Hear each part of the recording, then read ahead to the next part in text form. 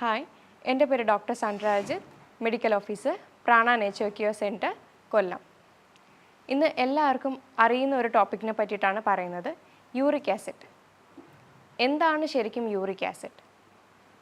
Uric acid എന്ന് പറയുന്നത് ഒരു മെറ്റബോളിക് ബൈ പ്രോഡക്റ്റ് അല്ലെങ്കിൽ ഒരു വേസ്റ്റ് പ്രോഡക്റ്റ് ആണ്. എങ്ങനെയാണ് നമ്മുടെ ശരീരത്തിൽ ഉൽപ്പാദിപ്പിക്കുന്നത്? രണ്ട് രീതിയിലാണ് ശരീരത്തിൽ ഉൽപ്പാദിപ്പിക്കുന്നത്. ഒന്ന് ഭക്ഷണത്തിൽ കൂടെയും അടുത്തത് ശരീരത്തിൻ്റെ ഉൽപ്പാദനമാണ്. ഭക്ഷണത്തിൽ നോക്കുകയാണെങ്കിൽ പ്യൂരിൻ കണ്ടൻറ്റ് അധികമായിട്ട് അടങ്ങിയ ഭക്ഷണങ്ങൾ എടുക്കുമ്പോഴാണ് ഈ ബുദ്ധിമുട്ടുകൾ ഉണ്ടാകുന്നത്. ഏതൊക്കെയാണ് പ്യൂരിൻ കണ്ടൻറ്റ് അധികമായിട്ട് അടങ്ങിയ ഫുഡെന്ന് നമുക്ക് നോക്കാം. റെഡ് മീറ്റ്, ഓർഗൻ മീറ്റിൽ ലിവർ, കിഡ്നി അങ്ങനത്തെ കാര്യങ്ങളൊക്കെ വരും. പിന്നെ റെഡ് മീറ്റിൽ ബീഫ്, പോർക്ക്, മട്ടൻ, പിന്നെ അതേപോലെ തന്നെ ഹൈ ഷുഗർ ഇൻടേക്ക് എടുക്കുകയാണെങ്കിൽ, ഷുഗർ കണ്ടൻറ്റ് അധികമായിട്ട് എടുക്കുകയാണെങ്കിൽ, ഫാറ്റിൻ്റെ ഉപയോഗം അധികമായിട്ട് എടുക്കുകയാണെങ്കിൽ, അതേപോലെ തന്നെ ഹൈ ഫ്രക്ടോസ് കോൺ സിറപ്പ് പോലെയുള്ള ബേക്കറി പലഹാരങ്ങളിൽ ചേർക്കുന്ന ഒരു സിറപ്പാണ്, അത് കൂടുതലായിട്ട് എടുക്കുന്നവരാണെങ്കിൽ, അതേപോലെ തന്നെ ഫ്രൈഡ് ഐറ്റംസ്, ഇങ്ങനെയുള്ളതിലെല്ലാം പ്യൂരിൻ കണ്ടൻറ്റ് അധികമാണ്. എന്നാൽ എന്തൊക്കെ നമുക്ക് കഴിക്കാം എന്ന് നമുക്ക് ആദ്യം നോക്കാം. അതായത് പ്യൂരിൻ കണ്ടൻറ്റ് കുറവുള്ളത് എന്തിലൊക്കെയാണെന്ന് നോക്കാം. മുട്ട, പാലും പാൽ ഉൽപ്പന്നങ്ങളും നമ്മൾക്ക് ഉപയോഗിക്കാവുന്നതാണ്. ഇതിൽ ചീസ് ഉണ്ടാവും, ബട്ടർ മിൽക്ക്, പനീർ, അങ്ങനെയുള്ള സാധനങ്ങളെല്ലാം നമുക്ക് ഉപയോഗിക്കാവുന്നതാണ്. അതേപോലെ വൈറ്റമിൻ സിയും നമുക്ക് ഉപയോഗിക്കാം. അതിലുള്ള തന്നെ വെജിറ്റബിൾസും ഫ്രൂട്ട്സും നമുക്ക് ഉപയോഗിക്കാവുന്നതാണ്. പ്രത്യേകിച്ചും ആപ്പിൾ, പൈനാപ്പിൾ. ആപ്പിളിൽ മാലിക് ആസിഡ് അടങ്ങിയിട്ടുണ്ട്, പൈനാപ്പിളിൽ ബ്രൊമാലിൻ അടങ്ങിയിട്ടുണ്ട്. ഇതെല്ലാം നീർക്കെട്ടിനെ കുറയ്ക്കാനായിട്ട് സഹായിക്കുന്നുണ്ട്. അതേപോലെ ABC ജ്യൂസ്, അതായത് apple, beetroot, carrot juice, pomegranate. പിന്നെ നമുക്ക് എപ്പോഴും ഭക്ഷണത്തിൽ ഫൈബർ കണ്ടൻറ്റ് അധികമായിട്ട് എടുക്കേണ്ടി വരും. അത് ഏറ്റവും നല്ലതാണ്. അതായത് തവിടുള്ള ബ്രൗൺ റൈസൊക്കെ നമുക്ക് ഉപയോഗിക്കാം. ഭക്ഷണത്തെ പോലെ ഇമ്പോർട്ടൻ്റ് ആയിട്ടുള്ള മറ്റൊന്നാണ് വെള്ളം. 20 കിലോയ്ക്ക് 1 ലിറ്റർ അളവിന് വെള്ളം അത്യാവശ്യമായിട്ട് കുടിക്കേണ്ടതാണ്. അതുപോലെ തന്നെ ഇമ്പോർട്ടൻ്റ് ആയിട്ടുള്ള ഒന്നാണ് ഉറക്കം 6 മണിക്കൂർ അല്ലെങ്കിൽ 7 മണിക്കൂർ ഒരു അഡൾട്ടായിട്ടുള്ള പേഴ്സൺ ഉറങ്ങിയിരിക്കണം. അതേപോലെ ഇമ്പോർട്ടൻ്റ് ആയിട്ടുള്ള മറ്റൊന്നാണ് എക്സർസൈസ് അല്ലെങ്കിൽ യോഗാസനാസ്. ദിവസവും 1 മണിക്കൂറെങ്കിലും എക്സർസൈസ് അല്ലെങ്കിൽ യോഗ ചെയ്യുന്നത് ശരീരത്തിന് ഏറ്റവും നല്ലതാണ്. യൂറിക് ആസിഡ് ഉള്ളവർക്കും ഇത് തടയാനും ഏറ്റവും നല്ലതാണ് ഈ പറയുന്ന ജീവിതശൈലിയിലെ മാറ്റങ്ങൾ. ഇനി ശരീരത്തിലൂടെ ഇതെങ്ങനെയാണ് ഉണ്ടാകുന്നത് നമുക്ക് നോക്കാം. ദിവസവും ഒരുപാട് കോശങ്ങളാണ് നമ്മുടെ ശരീരത്തിൽ നിന്ന് നശിച്ചു പോകുന്നത്. അത് ഊർജ്ജമായി കത്തി പോവുകയാണ്. അതുപോലെ തന്നെ അത്രയും കോശങ്ങൾ തിരിച്ച് വരുന്നുമുണ്ട്. ഈ സമയത്ത് ഈ കോശങ്ങളിലുള്ളിലെ DNA ഉപഘടകമായ പ്യൂരിനിലേക്ക് മാറുന്നു. പ്യൂരിനാണ് യൂറിക് ആസിഡായിട്ട് കൺവേർട്ട് ചെയ്യുന്നത്. ശരിക്കും പറയുകയാണെങ്കിൽ DNA തന്നെയാണ് യൂറിക് ആസിഡായിട്ട് കൺവേർട്ട് ചെയ്യുന്നത്. ശരിക്കും ഇത് നമ്മുടെ ശരീരത്തിൽ ഉണ്ടാകുന്ന മെറ്റബോളിക് വേസ്റ്റ് പ്രൊഡക്റ്റാണ് യൂറിക് ആസിഡ്. ഇതിൻ്റെ നോർമൽ റേഞ്ച് എന്ന് പറയുന്നത് 8 ഇത് ഓർത്തിരിക്കാൻ ഈസിയാണ്, കാരണം യൂറിക് ആസിഡ് എന്ന് പറയുന്നത് 8 അക്ഷരങ്ങളാണ്. കൂടുതലും കാണുന്നത് പുരുഷന്മാരിലാണ്. അതേപോലെ ആർത്തവം നിലച്ച, ആർത്തവ വിരാമമായിട്ടുള്ള സ്ത്രീകളിലും കാണുന്നുണ്ട്. ആർത്തവ സമയത്ത് ഈസ്ട്രജൻ എന്ന ഹോർമോണാണ് സ്ത്രീകളെ ഹെൽപ്പ് ചെയ്യുന്നുണ്ട് യൂറിക് ആസിഡ് കെട്ടി നിൽക്കാതിരിക്കാൻ. ഇനി യൂറിക് ആസിഡ് കൂടുമ്പോൾ പല ബുദ്ധിമുട്ടുകളും നമ്മൾ ഫേസ് ചെയ്യേണ്ടി വരും. അതേപോലെ തന്നെയാണ് യൂറിക് ആസിഡ് കുറയുമ്പോഴും. യൂറിക് ആസിഡ് നമ്മുടെ ശരീരത്തിന് വേണ്ടുന്ന ഒന്നാണ്.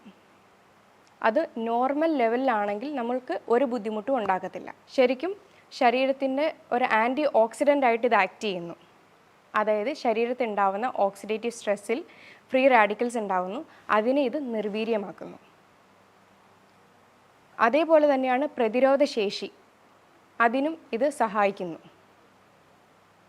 അതേപോലെ നാഡീഞരമ്പുകൾക്ക് ഇത് സ്റ്റിമുലേഷൻ തരുന്നതാണ്. അപ്പോൾ ഇതിൻ്റെ അളവിൽ കുറഞ്ഞു കഴിയുമ്പോൾ നമ്മുടെ ഇമ്മ്യൂണിറ്റി പവർ കുറയുകയും, അതേപോലെ ശരീരത്തെ ഓക്സിഡേറ്റീവ് സ്ട്രെസ്സ് കൂടി ഫ്രീ റാഡിക്കൽസിൻ്റെ എണ്ണവും കൂടുന്നു. അതേപോലെ നാഡീഞരമ്പിൻ്റെ തളർച്ച അനുഭവപ്പെടുന്നു.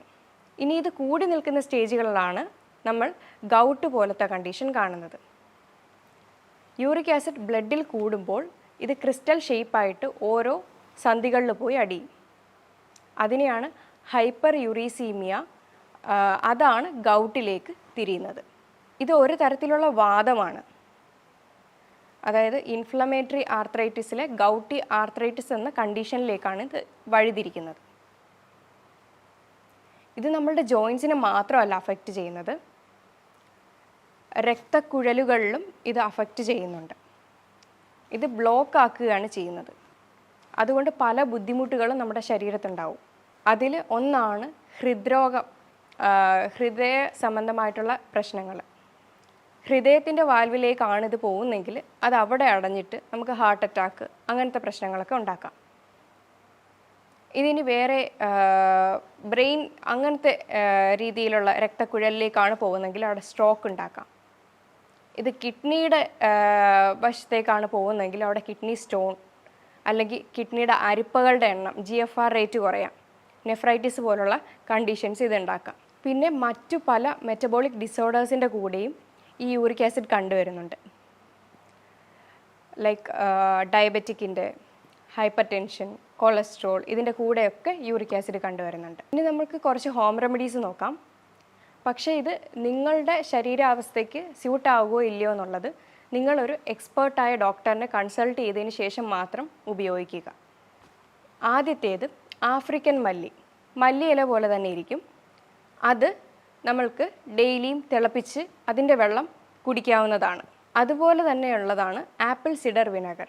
അത് 1-2 ടീസ്പൂൺ ഒരു ഗ്ലാസ് വെള്ളത്തിൽ മിക്സ് ചെയ്ത് ഭക്ഷണത്തിന് മുന്നെയോ അല്ലെങ്കിൽ ശേഷമോ കുടിക്കാവുന്നതാണ്, എന്നും രാവിലെ. പിന്നെ ഇതിന് ഏറ്റവും ഫലപ്രദമായിട്ടുള്ള ഒന്നാണ് ഇൻ്റർമിറ്റൻറ്റ് ഫാസ്റ്റിംഗ്. അത് കൂടുതലും രാത്രിയിൽ എടുക്കുന്നതായിരിക്കും നല്ലത്. തലേന്ന് വൈകിട്ട് ഒരു 7 മണിക്കൊക്കെ കഴിച്ചിട്ട് പിറ്റേന്ന് രാവിലെ ഒരു 8 മണിക്ക് കഴിക്കുമ്പോൾ നമുക്ക് അത്രയും ഗ്യാപ്പ് കിട്ടും. അപ്പോൾ ഇത് ഏറ്റവും ആപ്റ്റായിട്ടുള്ള ഒരു ഫാസ്റ്റിങ്ങും കൂടെയാണ്. എല്ലാവർക്കും ചെയ്യാനും പറ്റും. ആദ്യമൊക്കെ കുറച്ച് ബുദ്ധിമുട്ടുണ്ടാവും, പിന്നെ ചെയ്തു വരുമ്പോൾ ഓക്കെ ആവും. ഈ റെമഡീസ് എല്ലാം ഒരു 10-15 ദിവസം ഒന്ന് ട്രൈ ചെയ്ത് നോക്കുക. എന്നിട്ടും കുറവില്ലെങ്കിൽ ഉറപ്പായിട്ടും ഒരു ഡോക്ടറിനെ കൺസൾട്ട് ചെയ്യേണ്ടതാണ്. ഇനി ചില കാര്യങ്ങൾ ശ്രദ്ധിക്കേണ്ടത്, നമ്മുടെ ശരീരത്ത് ഇത് ലിവറിലാണ് ഈ പ്രവർത്തനങ്ങളൊക്കെ നടക്കുന്നത്. കരൾ സംബന്ധമായ എന്തെങ്കിലും രോഗമുണ്ടെങ്കിൽ അത് ആദ്യം ക്ലിയർ ചെയ്യാനായിട്ട് നമ്മൾ ശ്രദ്ധിക്കേണ്ടതാണ്. അതുപോലെ തന്നെയാണ് നമ്മുടെ ഗട്ട് കെയർ ആദ്യം നമ്മളത് ക്ലിയർ ചെയ്യുക. എന്തെങ്കിലും ഇഷ്യൂസ് ഉണ്ടെങ്കിൽ അതും ക്ലിയർ ചെയ്യുക. പിന്നെ അമിതവണ്ണം ഉള്ള ഒരാളാണെങ്കിൽ അതും വെയ്റ്റ് മാനേജ്മെൻറ്റിലേക്ക് വന്നതിന് ശേഷം മാത്രം യൂറിക് ആസിഡിൻ്റെ ട്രീറ്റ്മെൻറ്റിലേക്ക് പോകുന്നതായിരിക്കും ഉചിതം. അപ്പം നിങ്ങൾക്ക് പ്രതീക്ഷിക്കുന്നതിനേക്കാളും റിസൾട്ട് കിട്ടുന്നതാണ്. ചില ആൾക്കാർ യൂറിക് ആസിഡ് കൂടുമോ എന്ന് പേടിച്ച് പല ഭക്ഷണങ്ങളും ഒഴിവാക്കാറുണ്ട്. ചിലരാണെന്നുണ്ടെങ്കിൽ യൂറിക് ആസിഡ് ഉള്ളവരാണെന്നുണ്ടെങ്കിൽ പിന്നെയും അതേ കണ്ടൻറ്റ്, പ്യൂരിൻ അടങ്ങിയ കണ്ടൻറ്റ് ഉള്ള ഫുഡ് തന്നെ എടുത്തുകൊണ്ടിരിക്കുകയാണ്. ഓൾറെഡി ലിവറിന് അത് കൺവേർട്ട് ചെയ്യാനുള്ള ശേഷി കുറയുന്നുണ്ട്. അതിൻ്റെ കൂടെ പ്യൂരിൻ കണ്ടൻറ്റും കൂടെ എടുക്കുമ്പോൾ അവിടെ ബുദ്ധിമുട്ടുകളാണ് ഉണ്ടാകുന്നത്. അപ്പോൾ തീർച്ചയായും ഒരു ഡോക്ടറിനെ കൺസൾട്ട് ചെയ്തതിന് ശേഷം മാത്രം ട്രീറ്റ്മെൻറ്റ് എടുക്കുക. ഇനി മറ്റൊരു വീഡിയോയുമായി വീണ്ടും കാണാം. Thank you.